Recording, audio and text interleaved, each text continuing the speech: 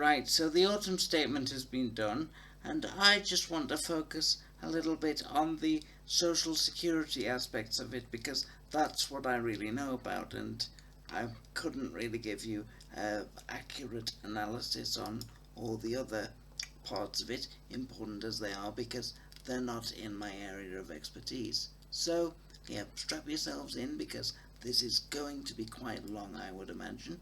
Here we go.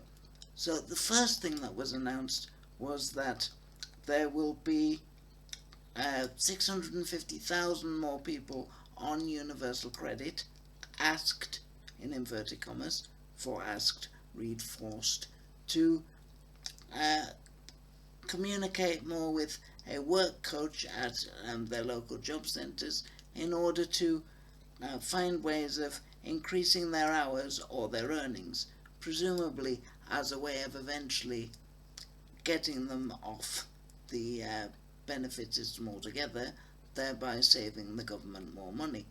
The problem with this is this will disproportionately affect people like uh, carers of disabled people who also work part-time. They'll be asked to work more hours, but the problem with this is they then won't be able to claim the paltry carers allowance, so they'll be stuffed. You've got single parents who will probably be forced to fork out for more childcare, so basically they'll be paying everything or a large proportion of the money they would earn in doing extra hours to pay for somebody else to look after their child, so they'd be stuffed as well. And you've got disabled people who may be able to work but can only do so for a few hours a week. Expecting them to work more hours would be detrimental to their health, but that will never stop. That's never stopped the Tories before, so I wouldn't imagine they'd be too bothered about it now. So, yep, that's another category of people that this policy will fundamentally stuff. And so the next thing was the fact that the transitional arrangements for getting people off of legacy benefits and onto universal credit will be postponed in terms of the full rollout from 2024 all the way back to 2038. 2028, not 2038. That would be absolutely astonishing if it was that far.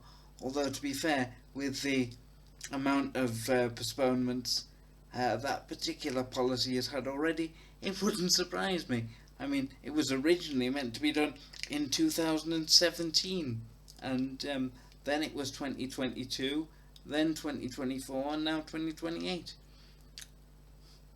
It does sort of give me the impression of something that will never actually be finished, because either the DWP finds it too complicated, or they just decide that it's not really worth the bother. But I mean, they'll do it, but they'll do it in a lot less time than had been originally planned, and as a result, it'll probably cost them even more money. But yeah, anyway. But I'm not complaining because I'm not looking forward to the transition of to universal credit and having to potentially be assessed all over again in order to prove that yes, I am indeed disabled to the extent that I can't work, and my disability is lifelong, having been born with it. You see these legs? Well, you don't because they're under the table, but you see these never worked. Not a hope in hell of them ever working again, other than to tell me that they get particularly cold in the winter. Anyway, I digress, yes. So I'm not looking forward to the transition, so I'm happy to wait for as long as needed before they come and get me and say, Joe, right, it's time to go across the gauntlet and claim universal credit and hope that we let you have it, because if they don't, it's the long drawn out appeal and potentially tribunal process, which I've detailed before as being particularly arduous. So I'm not looking forward to the potential of having to go through that myself, but if it comes to that, I can confirm I will be going all the way. So after that, we come to the support that Jeremy Hunt, who is quite accurately described by the fact that his name is similar to a vulgar term for a part of female anatomy, which would accurately describe him, said that we would be people on means tested benefits, which include UC and legacy benefits, would be getting £900 in additional direct support to help with the cost of living, which will be additional to the £650 we already got as part of plans laid out by Rishi Sunak when he was Chancellor, the last part of which is currently in the process of being distributed and should be done by the 23rd of this month. People on non-means tested disability benefits will again only receive £150, so they won't be getting any form of increase on this money, despite the fact that those of us on means tested benefits got an effective increase of £250, given that the last sort of distribution of money of this kind equated to £650 for those of us on means tested benefits.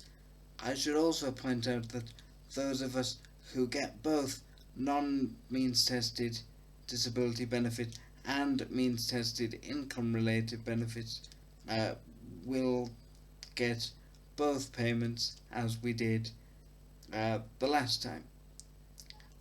The problem with this is, well, for one thing, the payments aren't going to be until next year, so people who are already struggling will have to sort of battle their way through the winter as best they can, and also the effectiveness of them is likely to be wiped out by the fact that the energy price cap is being increased from an average maximum of £2,500 to £3,000, and so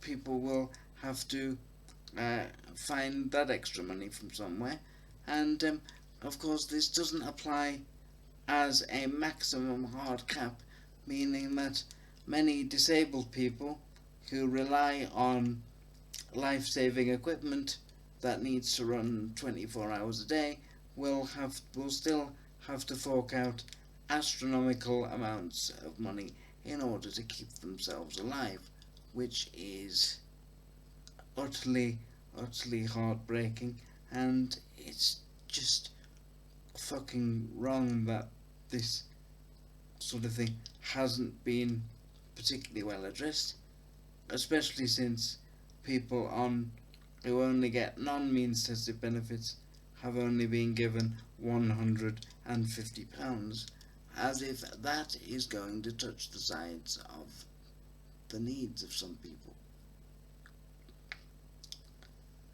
Also, we have the welcome news that that all benefits are going to be raised in line with inflation, which was pegged in September at 10.1%. Not today's level of 11.1%, because the operating of benefits, which is carried out in April, is always pegged at the September rate, meaning that although they will be risen in line with inflation, it will be historic inflation rather than current levels,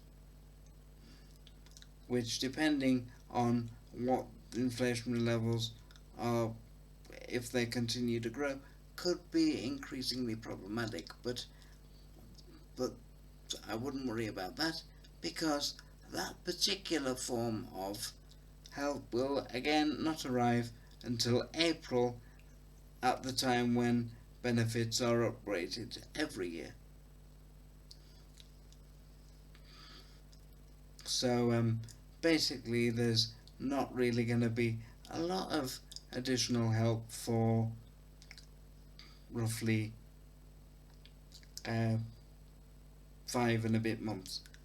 The other thing that really pissed me off was the fact that they've announced that they're going to do pump more money into tackling benefit fraud, which is minuscule compared to the levels of COVID loan fraud and tax evasion. But the task force designated with getting back the money that went to criminal gangs during the COVID loan dishing out has been scaled down, according to Rachel Reeves in her reply to Jeremy, the Female Anatomy's statement. So they're going after the low-hanging fruit again. They're going after disabled people and people on low incomes who have nothing, in an effort to get them off benefits if they can, while at the same time seemingly ignoring the fact that COVID loan fraud and tax evasion could accounts for a lot more loss to the Treasury than benefit fraud. I'm not saying that benefit fraud should not be investigated and the perpetrators brought to justice. I'm saying that as a proportion of the amount of money lost in comparison to other forms of fraud of the Treasury, benefit fraud seems to have a lot more resources and column inches dedicated to it, which seems to be more narrative driven rather than actual positive outcome driven. It plays well with the papers. So yeah, and it just goes to the demonization of the poor people and disabled people who have to sort of live under the thumb of the DWP and know that people, well, not all people, but some people, are resentful towards them because they see them as nothing more than a burden on society. And as I say, that's created, that sort of vision has been created through a narrative which just isn't true, but has been perpetuated since before 2010, and then George Osborne comes along and decides he's going to declare war on skivers and shirkers, which, again, and this narrative has never really gone away since. And the fact that they made a big thing of targeting more money into addressing benefit fraud suggests that this rhetoric isn't going to go away anytime soon. So those are my thoughts. There are positive things with the extra money being given in cost of living support, and the fact that benefits are being upgraded in line with inflation, as are pensions. Sorry, I forgot to mention that the triple lock will be maintained. However, the continued demonisation of people in receipt of Social Security and the fact that none of this support is likely to arrive until April is rather negative, especially since people will have to struggle through the winter. So thank you very much for watching. I hope this was informative. Apologies for the pausing and the stumbling over my words. I've not really recorded a video this long before, so I really appreciate you watching it, and if you have any questions or comments, don't hesitate to ask. And yeah, the Tories will hopefully end up losing the next election, because they can't carry on with their divide and rule tactics, and hopefully soon the future will be brighter. But as an eternal pessimist, I'm not particularly sure. But anyway, we're all going through it. Well, when I say all, us ordinary people, and in doing so we must all stick together and hope that at some point soon things will be much brighter. Anyway, thank you.